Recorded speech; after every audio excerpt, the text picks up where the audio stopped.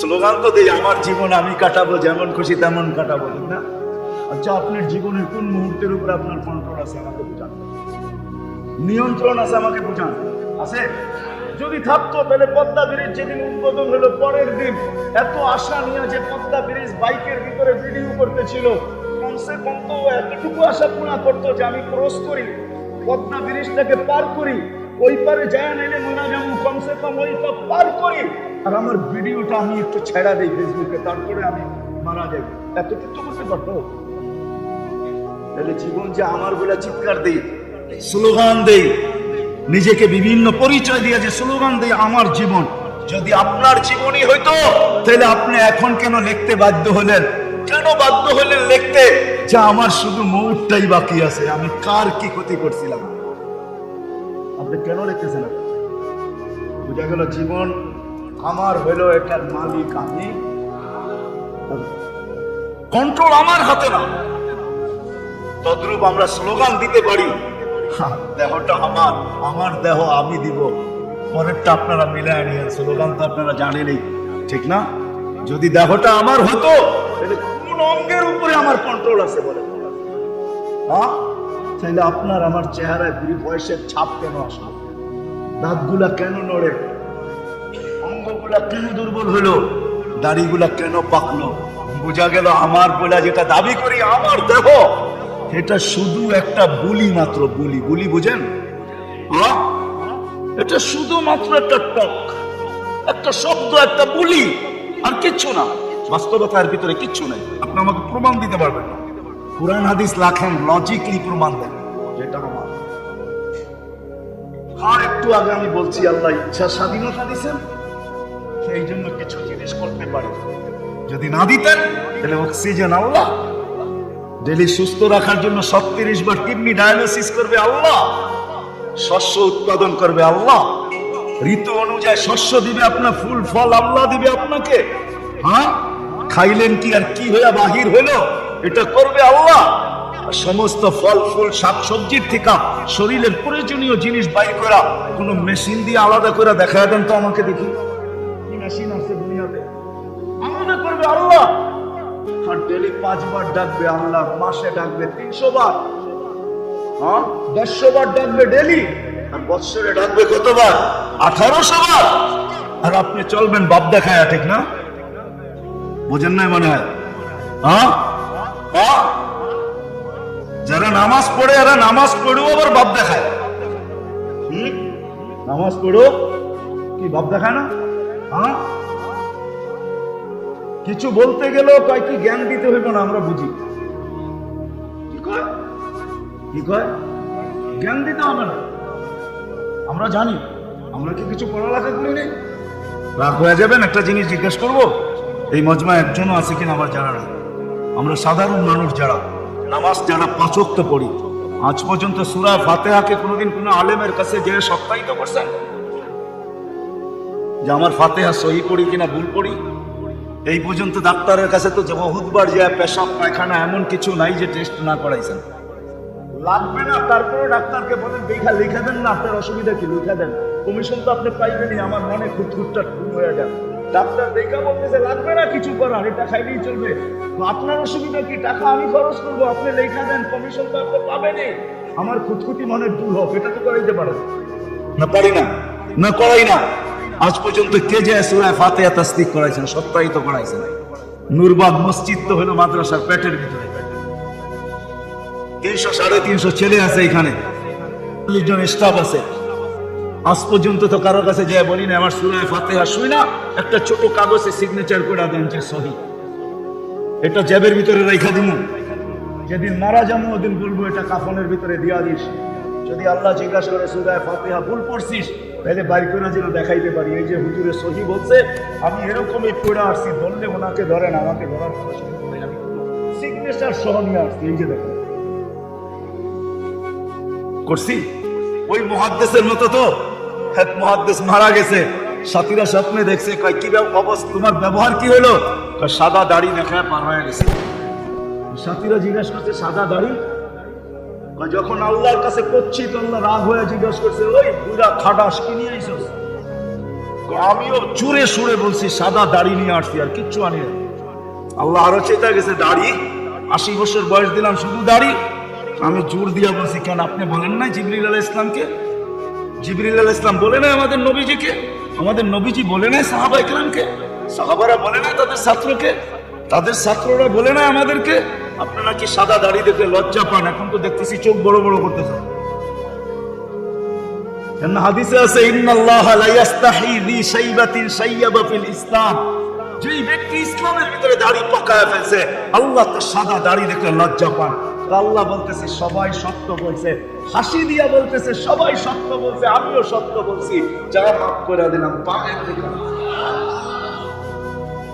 দাড়ি তো দিছিল জান্নাতে যাওয়ার জন্য, পর্দা তো দিছিল জান্নাতে যাওয়ার জন্য, যুবকের যৌবন তো দিছিল জান্নাতে যাওয়ার জন্য।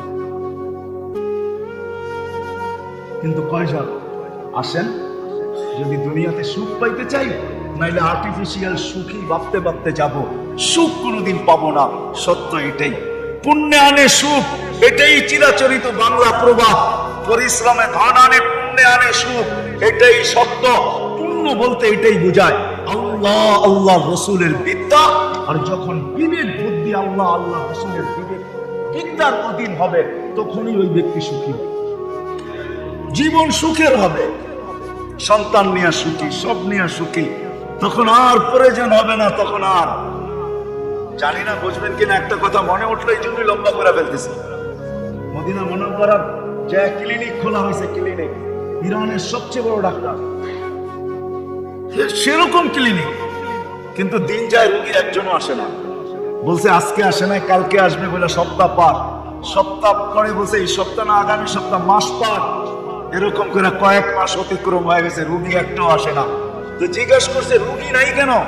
তো সবাই বলছে এটা তো বলতে পারি না, রোগী নাই কেন এটা বলার কোনো সুযোগ আমাদের কাছে নাই। কেন নাই? কিন্তু এটা বলতে পারি, আমাদের নবীজি আমাদেরকে খাওয়ার কিছু পদ্ধতি বলছেন, আমরা সবাই ওটাকে মাইনা চলি। বলছে সেটা কি পদ্ধতি? তো বলছে লা তাকুল হাত্তা তাজু, খিদা না লাগলে কখনো খায়ও না, চাই সোনা দেখ, সোনাও যদি স্বর্ণও যদি দেয়, খিদা না লাগলে খায়ও না, খিদা না লাগলে খায়ও না। আমাদের নবীজি বলছে লা তাকুল হাত্তা তাজু, খিদা না লাগলে খায়ও না। ওয়া ইযা আকালতা ফালা তাশবা, আর যখন খাও তখন পেট ভরে খাও না, চাই ফাও পাওয়ার পয়সা দিয়া খাও। ফাও বুঝেন তো? আমাদের দেশে না প্রবাদ বাক্য আছে, ফাও পাইলে বলে আল কেত্র, ঠিক না? না দামি জামার মধ্যে নেই আর কি। বলছে যখন খাও তো পেট ভরে খাও না, যখন। তো বলছে এটার কোনো থিওরি বলতে পারবে? বলছে পেট 3 ভাগ করো, 1 ভাগ পানি দিয়ে আগেই ভরে নাও, 1 ভাগ খানা দিয়ে, 1 ভাগ খালি। তো ক্লিনিক গুটাইতেছে আর বলতেছে মা তারাক্তালি সাবিলা, তোমাদের নবীজি আমার জন্য কোনো রাস্তা রেখা যায় না যে আমি ডাক্তারি করবো এখানে, আমার জন্য ইরান চলে গেলেই ভালো। সত্য এটাই। আসেন, সুযোগ আমাদের হাতে আছে কণ্ঠনালীতে রূহ আসার পূর্ব মুহূর্ত পর্যন্ত, শুধু আমাদের নবীজির কারণে। আল্লাহ কণ্ঠনালীতে রূহ আসার পূর্ব মুহূর্ত পর্যন্ত আমাদেরকে সুযোগ দিয়েছেন। যদি ইউটার্ন নিতে পারি, যদি নিজের বিবেক বুদ্ধিকে আসমানি বিদ্যার কোরআন হাদিসের অধীন করতে পারি, আর কোরআন হাদিসকে মাইনা চলতে পারি, তাহলে দুনিয়া সুখের হবে। শুধু দুনিয়া হবে না, সত্য এটাই, সত্য এটাই, আখিরাতটাও সুখের হবে। শুধু হবে না, সে দেখতে দেখতে তারপরে যাবে। তাতানাজ্জালু আলাইহিল মালাইকা আল্লা তাখাফু ওয়ালা তাহজানু ওয়া আবশিরু বিল জান্নাতিল্লাতী কুনতুম তুআদুন নাহনু আউলিয়াউকুম ফিল হায়াতিদ দুনিয়া ওয়া ফিল আখিরাহ।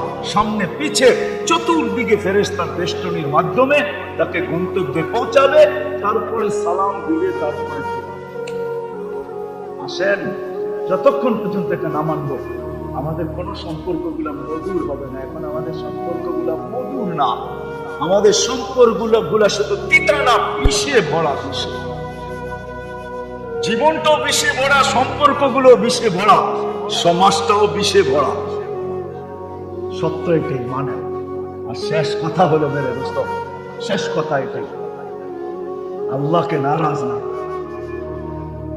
আল্লাহকে নারাজ না করি। আমরা কিন্তু দিন দিন আল্লাহকে নারাজ করতেছি। ঢাকায় একটা শব্দ আছে, সবার লগে পাঙ্গা নেওয়া যায়, আল্লাহ বুদ্ধিমান কখনো আল্লাহর সাথে পাঙ্গা নেয় না। এই জন্য দেখবেন আল্লাহ ওয়ালারা গুনাহ করে না, তারপরও সারাদিন ইস্তিগফার করতে থাকে, মাপ চাইতে থাকে। এটা হলো আল্লাহর সামনে সদা সর্বদা নিজেকে ছোট বানায় কাটাইতে থাকে। সারা রাত্র মানুষ ঘুমায়, আল্লাহ ওয়ালারা ঘুমায় না। যদি ক্যামেরা ফিট করতে পারেন তাহলে দেখতে পারবেন, ওরা রাত্রে ঘুমায় না, ওরা তো রাত্রে মুসল্লায় থাকে, নাহলে তসবিহ পড়ে, নাহলে কিতাব পড়ে, নাহলে তেলাওয়াত করে, নাহলে সারা রাত্র পয়সা পয়সা জুমাইতে থাকে, ভাবতে থাকে। ওরা ভাবে এটাই সবকো সোনে মে মজা, হামে তো রোনে মে মজা। সব ঘুমে মজা পায়, আমরা কান্নায় মজা পাই। আল্লাহকে নারাজ করা উচিত না। আমাদের সমাজ কিন্তু আমরা আল্লাহকে নারাজ করার দিকে যেতেছি। এক একটা পর্ব আসতেছে আর আল্লাহকে আমরা নারাজ করতেছি। আমি বিরোধিতা করবো না, স্বাধীনতা আপনাকে আল্লাহ দিছে, আমি আঙ্গুল দেওয়ার কে? কিন্তু হ্যাঁ, হিতাকাঙ্ক্ষী হিসাবে কিছু বলা যায়।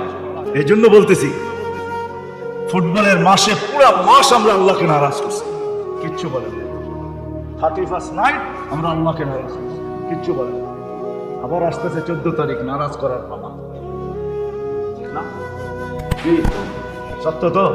আরে ফেব্রুয়ারি 14 তারিখ মনে হয় ফিডার খান, হ্যাঁ, পায়ে হাত দিয়ে বলি যুবকদেরকে আল্লাহকে নারাজ করো। তুমি একলা ভোগবে না, সবাই ভোগবে। আল্লাহ রাসূলকে জিজ্ঞাসা করছে, আনুগলিকু ফিনা সালিহুন, আমরা ধ্বংস হইতে পারি নেককার লোক থাকা সত্ত্বেও? আল্লাহ রাসূল বলছে হইতে পারো। যখন আল্লাহ নারাজ হয়ে যাবে, খারাপ লোকের সংখ্যা যখন বেড়ে যাবে আর আল্লাহ নারাজ হয়ে যাবে, ইদা উসিতু গাযিবতু, আল্লাহ বলে নাফরমানি যখন হয় তো আমি নারাজ হয়ে যাই। ইদা গাযিবতু লানতু, আর আমি যখন নারাজ হই তো লানত পাঠাইতে থাকি। লানত বিভিন্ন রূপে আসে, আমাদের দেশটা নড়ে চড়ে পড়ে না। আলহামদুলিল্লাহ সুম্মা আলহামদুলিল্লাহ বলেন, আমাদের দেশের মতো বরকত দুনিয়ার কোনো দেশে নেই। আমি চ্যালেঞ্জ, আমাদের দেশে এখনো 100 টাকা দিয়ে দুপুরে পেট ভরে খাওয়া যায়। বহুত মানুষ আছে পুরান টাউনে 100 টাকার তেহারি খাইতে পারে না, খায়া বাকি কিছু থাইকা যায়, ওটা অন্যের হাতে উঠায় দিয়ে চলে যায়। 100 টাকা দিয়ে পেট ভরে খাওয়া যায়। 100 টাকা কয় ডলার? হ্যাঁ হ্যাঁ, আমাকে দুনিয়া চিনাইতে হবে না, দুনিয়ার কোন দেশে $1 দিয়ে পেট ভরে খেতে পারে? দুনিয়ার কোন দেশে না, কোন দেশে নেই। $1 দিয়ে খাবেন আপনি পেট ভরে? নাই নাই নাই। বাংলাদেশে এখনো খাওয়া যায়, বরকত আছে, আল্লাহর এক সব রহমত আছে এই দেশের। এই জন্য আসেন, ফিরে আসেন। না জানি কোন দিন ডাকতে ডাকতে নারাজ হয়ে যাবে, এক থাপ্পড় বসায়া দিবে লাল সবুজের পতাকার ভিতরে, আর বিপর্যয় চলে আসবে। তখন সমস্ত প্রশাসনিক জিনিস দিয়ে ঠেকানো যাবে না, কোথাও কেস করা যাবে না, কোথাও কেস করা যাবে না। কার কাছে কেস করবে? কিছু জিনিস আছে ধরা ছোঁয়ার বাহিরে থাকে, আমরা বুঝাইতেছি পায়ে হাত রাখা। আসেন আল্লাহকে নারাজ করবে। আমরা এটাই দেখতেছি, আল্লাহ মনে হয় নারাজের দিকে যাইতেছে। যদিও আমাদের আল্লাহ আল্লাহরা চান না, আমরা চাই না। নাইলে 4টার সময় কেন একজোখানার ছেলেরা উঠবে বলেন? কেন 4টার সময় আমাদের ছেলেরা উঠাবে? 4টায় উঠান না কেন? উঠাবেন এই কচি কচি বাচ্চাদেরকে। ও আপনারা বলবেন আমরা জুলুম করি। জুলুম আমরা আমাদের উপরে করি এই জন্য যেন লাল সবুজের এই পতাকার ছোট দেশটা, এটা যেন আধ্যাত্মিক সুরক্ষার চাদর দ্বারা এটা লেপটানো থাকে।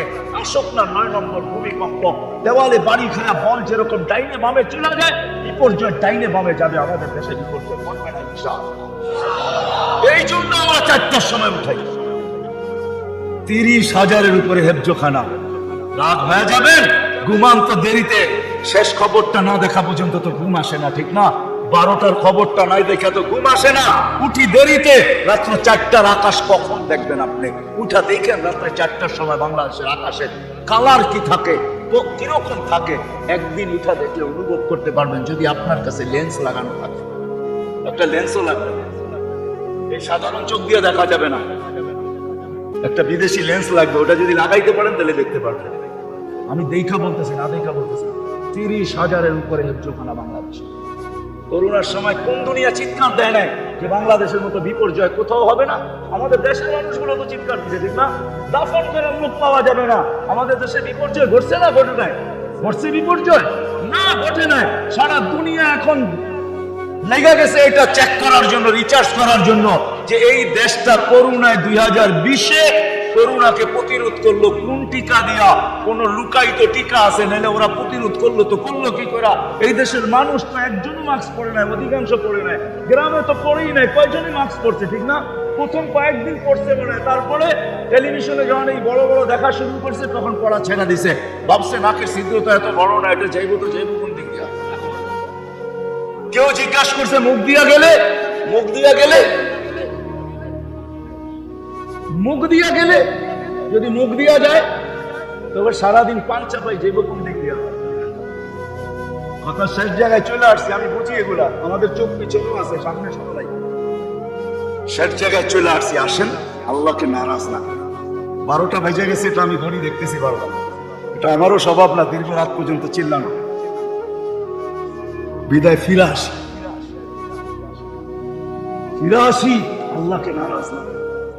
আল্লাহকে নারাজ করে আপনি সুখে থাকবেন, এটা কোনোদিন সম্ভব না। আল্লাহ দেখায় দিবে, দেখাইতেছে, আরো দেখাবে। এই জন্য আসেন, আল্লাহ যখন ডাকে তো ছুটে আসে। বুঝছি, বুঝাইতে পারছি? কি কি পড়বেন তো?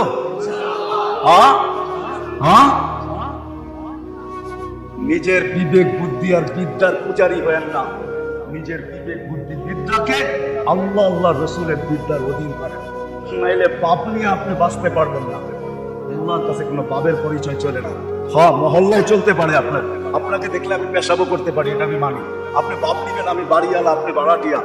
আপনি বাপ নিতে পারেন, আমি বড় পুরান এই এলাকায়, আধিপত্য আমার, আর আমার আদি বাসিন্দা, আমি মাইনা নিতে পারি এটা। কিন্তু আল্লাহর কাছে কোনো বাপ চলবে না। এটা এখানে বসে, তাহলে সুখে থাকবেন, শান্তিতে থাকবেন। সুখে থাকবো, শান্তিতে থাকবো। আল্লাহ আমাদের সবাইকে আমল করার তৌফিক দান করেন। আমাদের কমিশনার সাহেব আসছে, দুটা কথা বলবে, তারপরে দোয়া হয়ে যাবে। মালিক আপনার মতো সত্তার কাছে হাত পাচ্ছে, যিনি সদিচ্ছায় আমাদের আমাদেরকে সৃষ্টির সেরা হিসাবে আল্লাহ মানুষ রূপে অস্তিত্ব দিচ্ছেন। আল্লাহ শুধু অস্তিত্ব দেন না, এত কিছু দিচ্ছেন। শুধু একটা শরীরেই এত কিছু দেওয়া আছে, এটা গুনতে গেলেই মালিক আমাদের এই ছোট জীবনের পরিধিটা যথেষ্ট হবে না। আমার মনে হয় দুনিয়ার পরিধিটাও যথেষ্ট হবে না, দুনিয়ার বয়সটাও যথেষ্ট হবে না। বাহিরের নিয়ামত তো বাদই দিলাম, যে আল্লাহ চাওয়া ছাড়া এত কিছু দিতে পারে, দুই চারটা যদি চাই তো খালি হাতে ফেরত দিবে বলে আমরা কখনোই ধারণা করতে পারি না। আরো মালিক আমরা বসছি এরকম জায়গায় যেটা আপনার ঘর আর আপনার হাবিবের ঘরের পেটের ভিতরে। আপনার ঘর, আপনার হাবিবের ঘর, যেটা ফেরেশতাদের পরিবেশ 24 ঘন্টায়।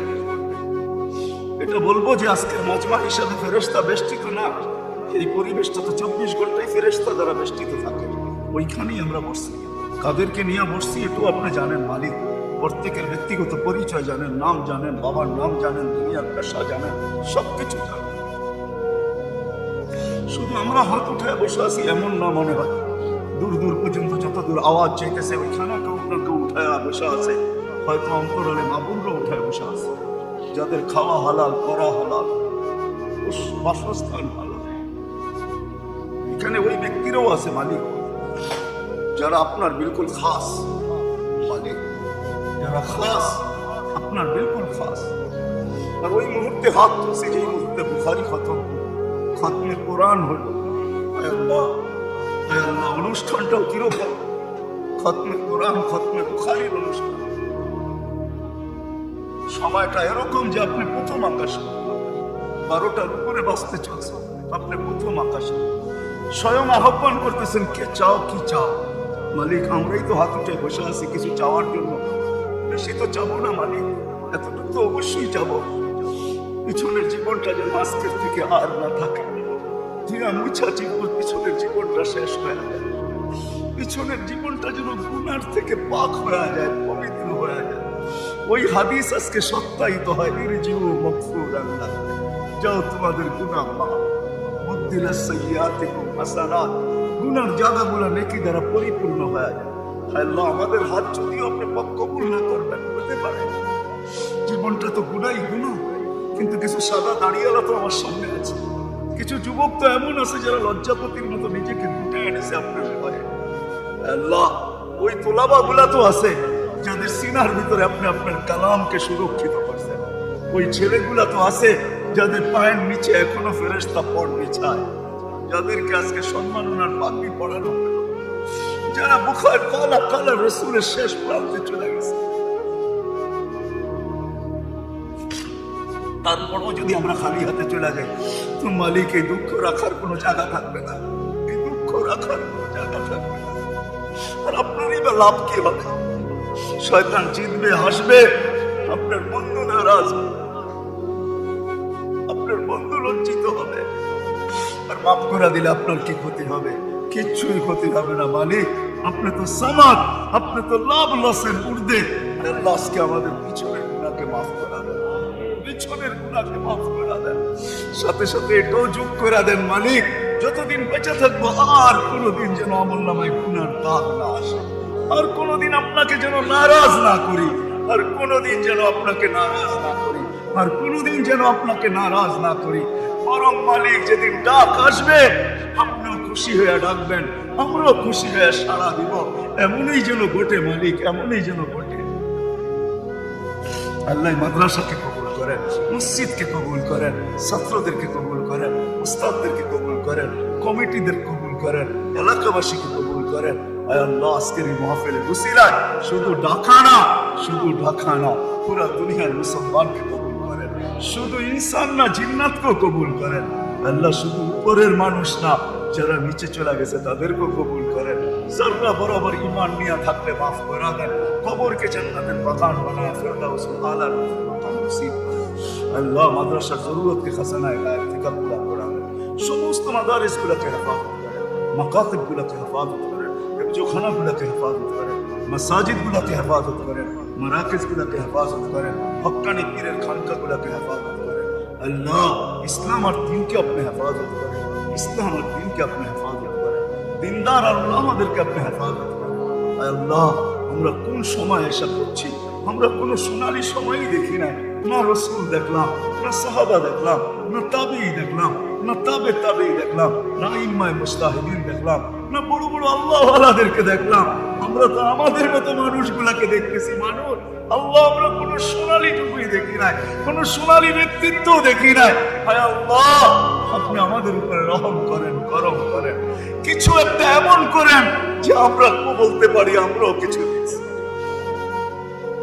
কিছু একটা এমন করেন যে আমরাও বলতে পারি আমরাও কিছু দেখছি। হায় আল্লাহ, হায় আল্লাহ, আপনি আমাদেরকে খালি হাতে ফেরত দিয়ে দেন। যা চাইলাম তাও দেন, যা চাইতে পারলাম না তাও দেন। যার যে পেরেশানি আছে করে দেন, প্রয়োজন আছে মেটা দেন, অসুস্থ আছে সুস্থতা দেন, সুস্থ আছে সর্ব ধরনের রোগ থেকে সুরক্ষিত করেন। আল্লাহ জটিল রোগ কমসে কম মুসলমানকে দিয়ে না, না হার্টের, না কিডনি, না লিভারের, না ব্রেন স্ট্রোকের, না ডায়াবেটিস, না ক্যান্সার। আল্লাহ করুণাকে আর কোনোদিন আমাদের সীমান্তে ঢুকতে দিয়ে না, করুণাকে আর কোনোদিন আমাদের সীমান্তে ঢুকতে দিয়ে না। কেউ যদি জটিল রোগে আক্রান্ত হয়ে থাকে, আল্লাহ কুদরত দ্বারা শেফায়ে কামেলা আজেলা মুস্তামিররা নসিব করেন, শেফায়ে কামেলা আজেলা মুস্তামিররা নসিব করেন। আয় আল্লাহ, আয় আল্লাহ, আয় আল্লাহ, আয় আল্লাহ, যারা বরাবর ঈমান নিয়ে যারা কবরে চলে গেছে সবাইকে মাফ করা দেন।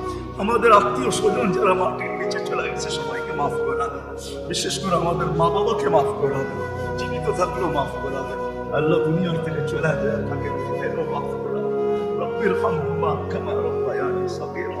আল্লাহ আমাদের এই লাল সবুজের পরিধিকে আপনি সমস্ত বিপর্যয়ের থেকে সুরক্ষিত করেন, সমস্ত বিপর্যয়ের থেকে হেফাজত করেন। চাই সেটা আসমানি হোক, চাই সেটা জমিনি হোক, চাই সেটা কোনো মখলুকই হোক।